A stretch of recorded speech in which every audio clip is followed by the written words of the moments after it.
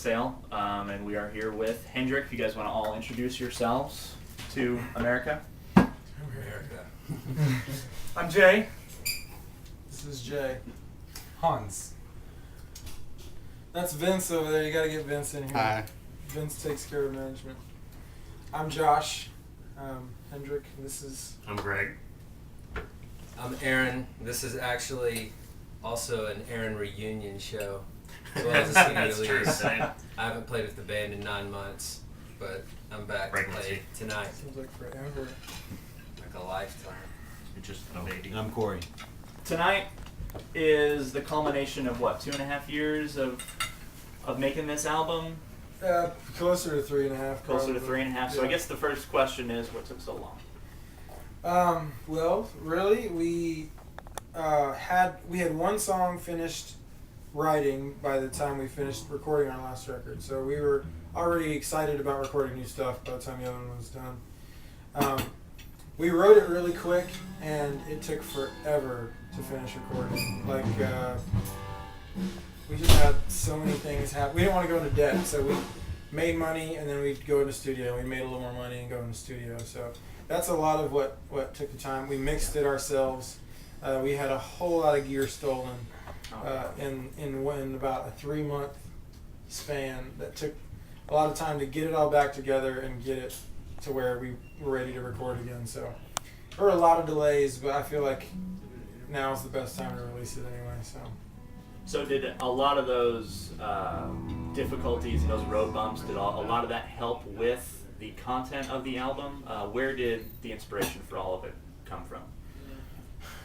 Well, I think it definitely helped because it started out as just me writing songs about being mad about stupid stuff, and it turned into something that we all could relate to just because it took us so long to make it. So it started out as just like something really personal to me, and it came out as something, it came out as something like really whole bandish. A collaborative effort. So in the past, the songwriting process mainly came through you, but this album kind of opened it up for the whole band to kind of give their input and whatnot. If we would have released it when we wanted to, it would have been a lot more of just me doing what I wanted to with the songs. We played them so many times. We would try so many different things, and guys would come to practice and say, "Let's try this. I want to do something different here." And so we got a lot of opportunities to revamp stuff and like redo and take things out here. We recorded way more than what's on the album, like 1,000 tracks probably more than what you're hearing. And there were so many guitar tracks that we cut out and stuff that we just left off. And if we would have released it in 2007, it probably would have been a messy, would have been way too much on it. So do you kind of fancy yourselves as perfectionists in that sense? by default, Yeah. I guess. There's 6 of us. We had the... seriously, when there's 6 musicians, if everything's not lined up where it needs to be, then it just sounds like mud. Yeah. So that's where the perfectionism has to come in. And actually we went into the studio and recorded songs, and we came back and we turned up all the parts, and we thought, there's too many of us in this band. So we had to just cut out a lot. And We sent Aaron to Kansas. the perfectionist thing comes more from the fact that we had so much time to perfect it. I mean, I'm not the kind of person who's just like, no, that's a little bit too loud, it's a little bit too soft. I'm kind of one of those guys like, hey, it sounds great, let's throw it out there, But this album has turned me into a bit more of a perfectionist, I guess. Jay's kind of a perfectionist too, so. I think there are obvious influences on the album. A lot of Radiohead, a little bit of Coldplay, a little bit of Elbow, a little bit of British.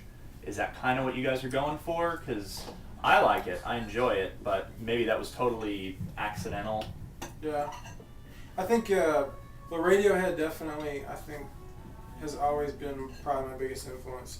The Elbow thing is funny because we discovered them. Really? It was, I think, while we were mixing, and I was like, hey guys, I just heard this song from this band I saw on Live at Abbey Road. Listen to it. That was an interesting one. When you mentioned that, I thought, yeah, you know what? We kind of do sound like them, but that wasn't intentional at all. I don't really. Same thing with Coldplay, really. Yeah. That wasn't intentional. I think anytime you sing mid-range vocals and incorporate piano, and It's almost always. when you do anything pop rocky, if you're good at it, you're already kind of being compared to Coldplay. So unless you go out of your way to sound completely different than them, then you're gonna get put. Yeah. You know. And I hate pigeonholing, so I will no longer say that ever again. I just wanted to see if maybe that was where some of the influence If it was. reminds you of something, we can't stop They that. sell a lot of Yeah. records, so. Yeah, that's true. That they do. That they do. So, the new album is out. Is there a tour? Is there more coming after this? What's kind of on the horizon for Vince, you guys? is there a tour? Kind of a take it as it comes sort of deal. We don't want to exhaust all of our resources just traveling and playing in front of 20 people until we all hate each other and go off our separate ways.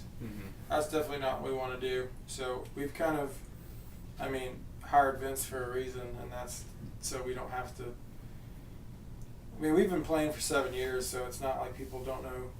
A lot of people don't know who we are. It's just a matter of making a product that people appreciate, and we don't know what to do now because we still don't know if people are going to appreciate this or not.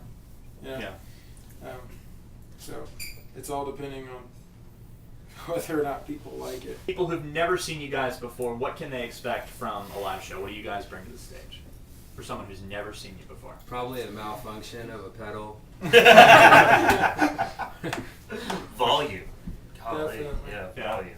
I think at times we're the softest band in the world, and at times I think we're the loudest band in the world. I think that we most of the time hover somewhere in between there, but we do have a tendency to make people lean a little bit closer and then make them wish they weren't even there. So it's We love dynamics. Yeah. And it definitely shows in the album. Definitely. It's hard to get across an album. I really feel like what we try to do at shows and our live shows is just give people something that they can enjoy, and not just the people who came to see a very narrowed down genre of music. We try to make it an enjoyable performance for everyone, regardless of whether or not they like, the stuff that we do. So, and I think that we do it pretty well. I hope. Not at least. Well, one thing is, as the new guy, I think that I have a huge privilege being able to play with these guys. And one thing that I've always gone to when I go and see them live is just how beautiful the music really is. I mean, you can see the passion coming out of every single guy on the stage. And it's the same way in practices and everything else. There are times that I'm just in awe of all these guys. And Hans, I just love watching him and seeing him put his entire being into his guitar and into the sounds that he makes.